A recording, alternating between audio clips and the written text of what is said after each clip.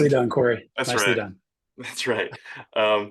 But for today's session, we're going to be talking a little bit about impact technology. And as we do that, we're going to be covering a number of different areas, including not just who the vendors are, but also some of the questions that you need to be asking to be able to properly prepare for some of those implementations and the selection of those types of products, because it can be very confusing. And we want to make sure that everybody's well prepared and that you're well positioned in your organization to make sure that these things can successfully help to accelerate your programs.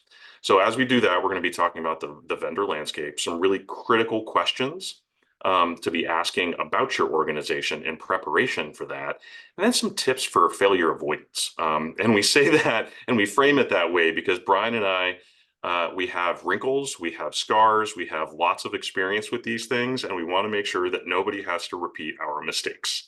And there are a few of those, and we want to make sure that you're well prepared for that. Bryan? Absolutely. Thank you, Corey. And so as we continue this less AI-rich presentation here for the next 20 minutes or so, we wanted to open or kick off here with the notion that the landscape of the hundreds, and I'm not exaggerating, hundreds of vendors that are available is a landscape that's changing. As your program changes, the capabilities that you need to run a good CSR or ESG or broad impact partnership related program, there will be a need for a platform. There will be need for enabling technology, either to enable the actions that you're taking or to enable the measurement and the storytelling of those actions. And so capabilities are doing nothing but multiplying.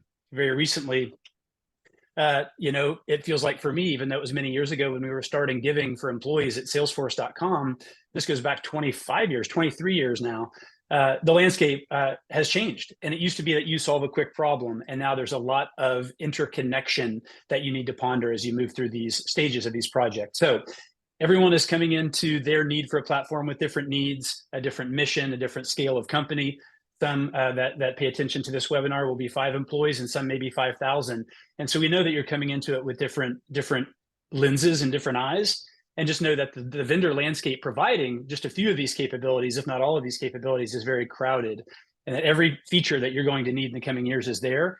But the variety, we understand, can be incredibly confusing and difficult to navigate.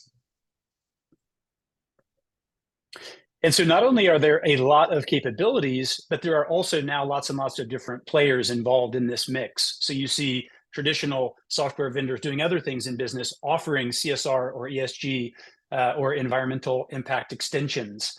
There are really 4 solution categories as vital. Our strategy agency supporting organizations like many of you are navigating this. And we try and create these categories because it does help to demystify a little bit of the noise here, right? You're either going to be mobilizing employees, you're going to be moving the assets, the financial assets of your organization forward in the form of campaigns or grants or whatever it might be.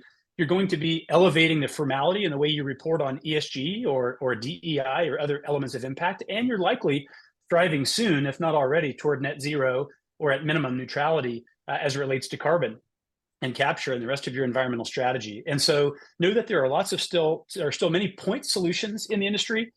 And no one point solution is going to be ideal for the broad spectrum of what you need as your needs mature as a company. There are leaders emerging in these 4 categories and the other adjoining categories or subservient categories to these areas. But know that you're going to be in this project for the long term. And even if you're solving an initial need that feels like a capability that you just know you need, get that solved, but that things and or your program will evolve over time. As your program evolves, so will the vendor landscape and some of the categories that are going to be relevant to you. Back to you, Corey. But I think it's really important not to jump in with both feet before you know what the landscape is. So before you start scheduling demos with all of these dozens of companies and all these different categories, you got to hit pause. You got to take a breath, and you need to just think about a couple of different things. This is a mess of different solutions. There's a lot of different capabilities in the landscape, and it's super important that you approach it thoughtfully so that you can use the limited resources that you have in a way that is going to be most accretive to the program that you're trying to build. And so before you get started tackling with all these things, it's critical to know why you're doing it. So we're gonna walk through a couple of different really critical questions to help you get ready for this process. We're going to talk about some of the priorities. What is it that you really need to do given the current state of your program, the current maturity of your company? How will these or won't these help you? Where are some of the pressure coming from in your organization? Is it coming from employees? Is it coming from executives? Is it somebody's passion? Is it somebody's side project? How do you get ready for that and navigate some of those things? And along those same lines, who's on your side? Who are some of the allies that you can engage to help you advance these efforts and really get things moving? And finally, what are the resources that you all need and have that will help you be successful in engaging these different software tools? And so there's a lot of reasons to get started, but your company's overall operating environment and culture are really going to influence things in a dramatic way. And so you really need to ask yourself a series of questions about who you are as a company, what your culture is, what are the objectives that you're trying to help achieve? What are some of the underlying values that can help or hinder your ability to employ technology? And what are the objectives, right? Is the primary objective of your company, given your stage of growth, is it about employee attraction and retention? Is it purely about growth? Brand and reputation? There are lots of different things that are at play when you're thinking about building a program in a high growth company or even in a mature company. And you need to really understand what that operating environment is to better understand how these types of technologies can drive those goals forward. Because ultimately, you really want to be aligned with the business strategy in a way that can be embedded and additive to everything that everybody else is doing. So you're all rowing in the same direction. So after you've pondered what the overall company goals are and how this investment in technology is going to augment or align with that strategy, you then have to ask yourself the question, where is the pressure or the interest or the demand coming for this project? So hate to call it just pressure when really it can in fact be animated interest. It can be a lot of momentum that you build with these because there's demand either from the employees up or from the board or the executive suite down. And so that becomes the first area as you're asking yourself, where is the demand for this project coming from? Again, is it grassroots up or grass tops down? And I think that often drives a different way of pursuing these vendors. And frankly, it may pursue a different strategy, a more comprehensive strategy if you have lots and lots of executive support. We know these are a moment where there's a very high constraint on CSR and ESG budgets. And so that has to be pondered as you wade into this technology mix. Also, the demand flow can be a big impact on what you choose, how you choose it, and how you deploy it. Lastly, mapping the stakeholders can benefit even before you start vendor discussions, meaning you enter the fray of technology, not necessarily with a point solution, if a more comprehensive solution because of what you're going to need, the momentum that your executives or your board are driving you toward to achieve KPIs or metrics, again, often business aligned, might actually make this project bigger and more robust than you thought if you approach it that way. Back to you, Corey.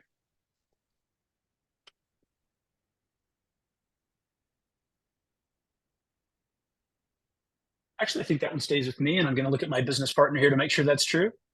Okay, it is great. So, who are your allies? It goes along with the same question there from before. It's like, what leaders do you know that, as this project begins, can carry the flag with you? More often than not, you can butt heads with someone, be it the information technology or the IT or the CIO in your organization, saying, "Yeah, that platform's important, but not now." That's an important political signal to understand as you're navigating this, and not trying to go out there and just do this on the side as a side project and bolt it on. How can your work right now drive the overall KPIs and the systems that are managing those? And who owns those KPIs? Those become either your allies or the folks that are going to make this project less successful. And it's very important at minimum for you to understand who are the owners of data, and let's be allies with those gurus around the organization, because in the end, you can pick solutions that help you mobilize an action or a CSR or impact or environmental sustainability agenda. But really, in the end, you are producing data, which itself is gold. So find the gurus that move the data around and get allied with those folks. Corey, over to you. And as an outgrowth of that, I mean, there's a lot of things to be thinking about there, right? Because you're building a network not only of people, but also of different resources. And so you have to be thinking about what are the different people and things and funding and other resources that you need to be successful in this. Because it's not just about the cost of implementation or even just running the program on behalf of your employees. It's also about making it work successfully over time.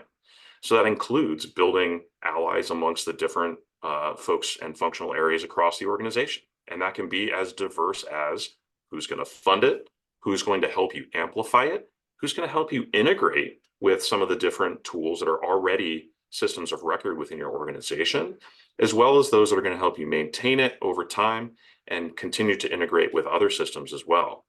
Now, the securing of the funding for this is going to be a big piece of it, right? You need to make sure that you have sufficient funding, not just to get things up and off the ground, but also to work it over time and to continue to keep things current and active.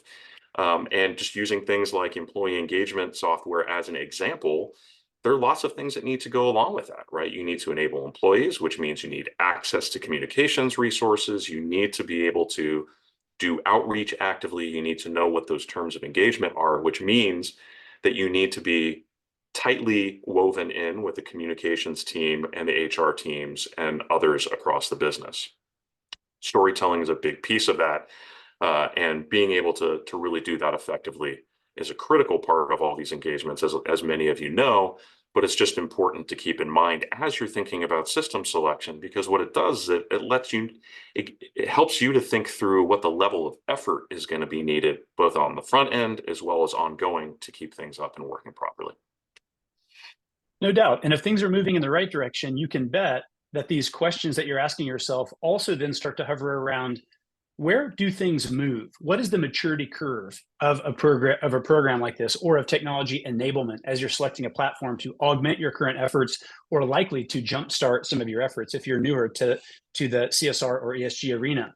And so often what starts with, we need a tool. We had an employee group or a club in the organization go out and do some volunteering, and they made some material impact there. And then it's catching on. We're seeing our ERG network, if you're mature enough to have those, or we're seeing different groups as part of their QBRs or their offsites do some volunteering. And suddenly you see a trend, you may quote, need a tool.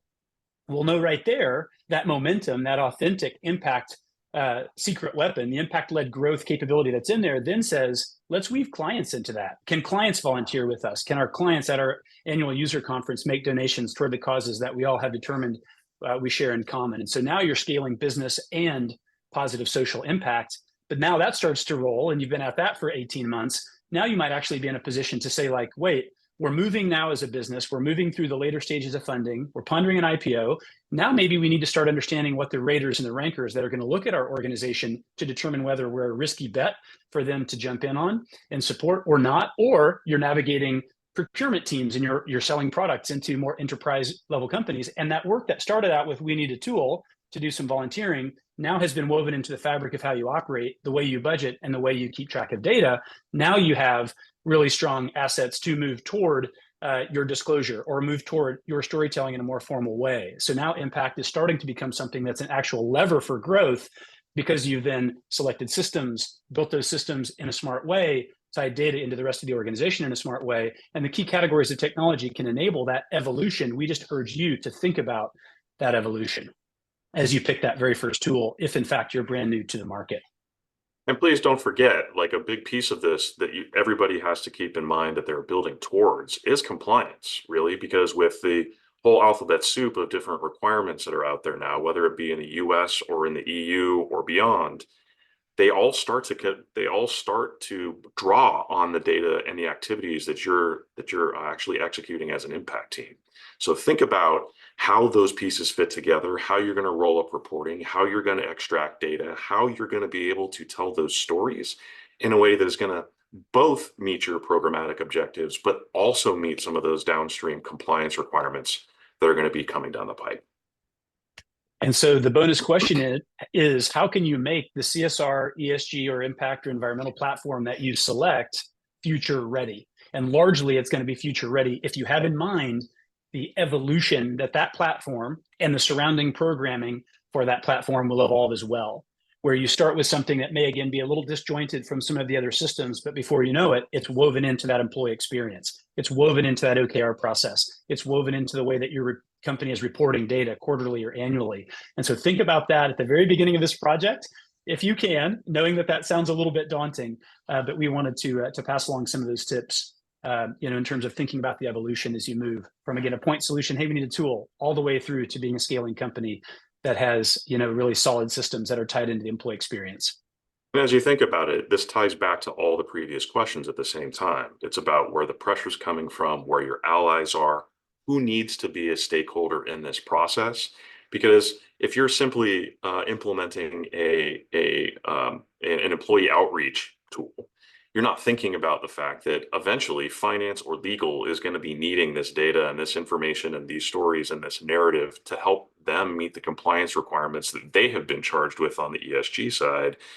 You need to start engaging them now so that they actually know that the data is going to be available, and you can start building relationships with them for those downstream exercises, because those will become a part of the regular operating motion and the business strategy as time progresses. So this is a piece of the puzzle for them, but it's important for you to be able to engage them in a thoughtful way leading up to that time that your company reaches that objective. And so, Corey, you and I combined have led Impact, ESG, or CSR for 5 different really great organizations in the past. We've had some successes and failures. Let's open up with what you think was a quick success or two that our audience may appreciate. So especially germane to this conversation, I think making sure that you're engaging with leaders in the product and engineering organization, because what it does, it helps open the aperture for them a little bit to help them understand what your needs are going to be, where there might be opportunities, not just from a product perspective or an integration perspective, from an employee perspective. So it helps you to build some of those relationships and secure some of the resources that you're going to need from them as you want to build things as part of your impact program. So I was actually successful at doing some of those things at Splunk, and it made a huge difference, because what it did is it opened the door for some of those conversations downstream. The other thing is making sure that employees are properly enabled. I mean, this is one of those things that goes across all these categories. Is once you're going to implement tools, or once you're going to start to introduce new processes as part of your program, you got to make sure people not only know about them, but they know how to use them. Because if they don't know through the course of things like playbooks and how-to guides, it's just going to be a tool that sits on the shelf and doesn't get a ton of engagement. But once you open things up for them and help them understand how they can put it to work for them, whether it's, building their own campaigns, doing their own communication, formulating their own story, their own volunteer activities, those are really powerful ways for not only them to be empowered, but for your program to be able to scale more effectively. Because we know that all of our programs, especially in early days, can be really resource constrained. So that's a really great way for you to multiply your impact on the organization.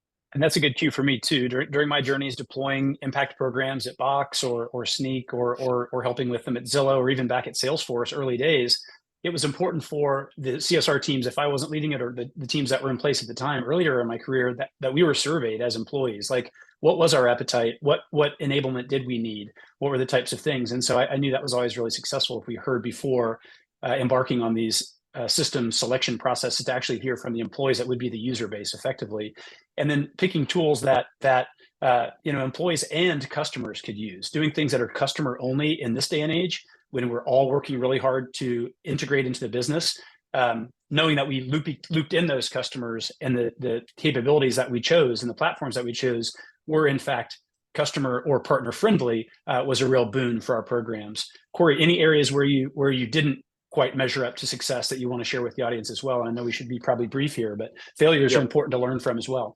Very, very important. And I think one of the big ones that I learned, and even though I tried to do it, like underestimating the effort that it takes to integrate with systems, whether they be HR systems or CRM systems or otherwise, especially with all the legislative and regulatory requirements around privacy and data security and things like that, you cannot put yourself in a position where you underestimate the effort that it takes and the time that it takes to integrate with some of those systems of record. I had some really challenging times on that front, and ended up having to do really odd workarounds that created technical debt.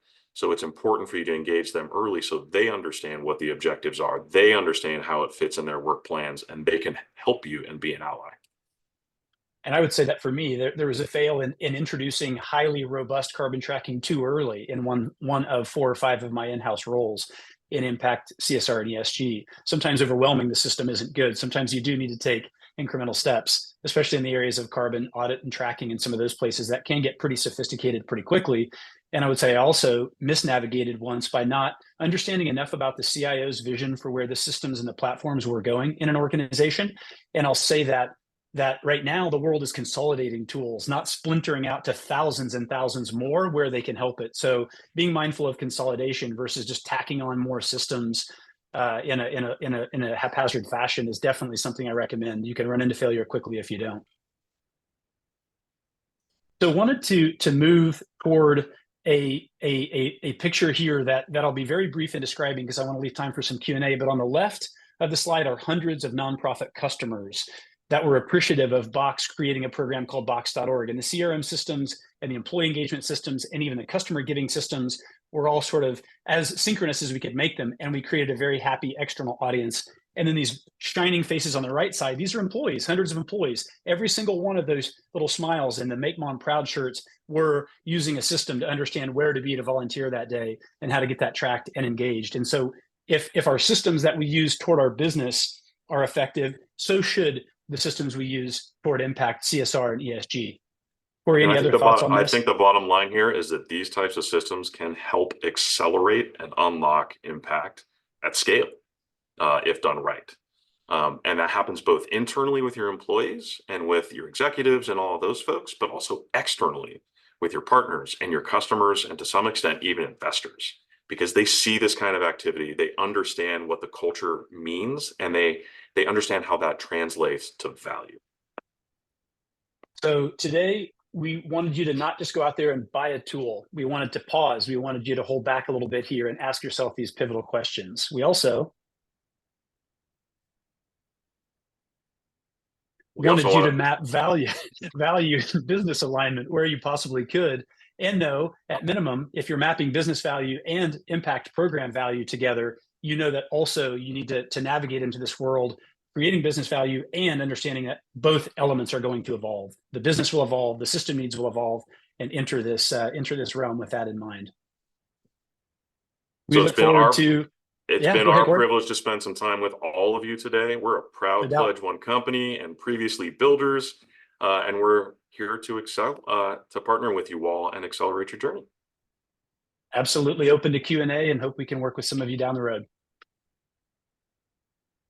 Absolutely. Thank you, Bryan and Corey. This was amazing. If any of you have questions, I got a few questions during the webinar, but if anyone else has questions, feel free to put them in the open chat or in the Q&A function.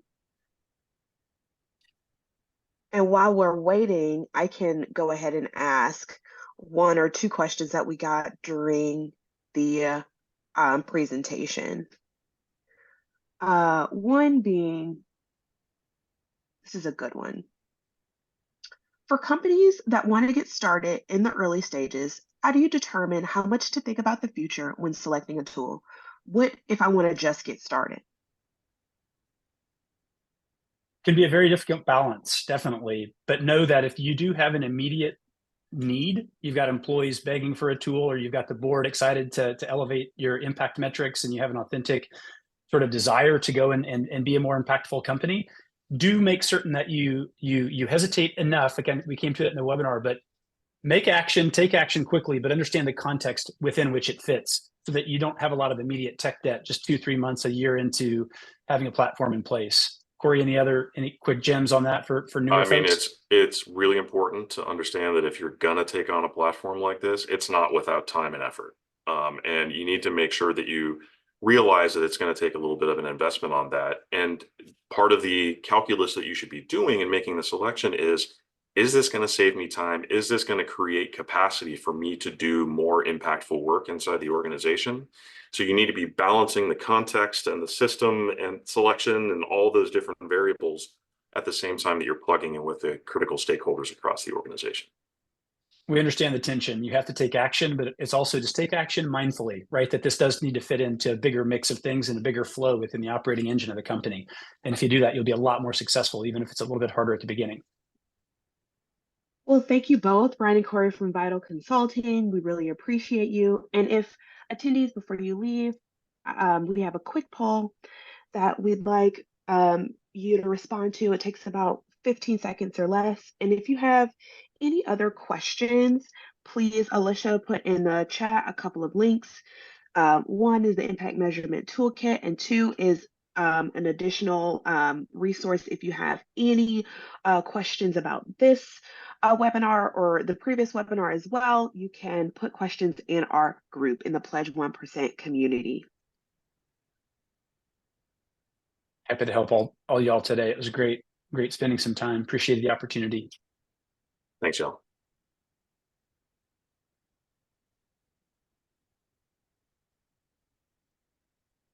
Thank you.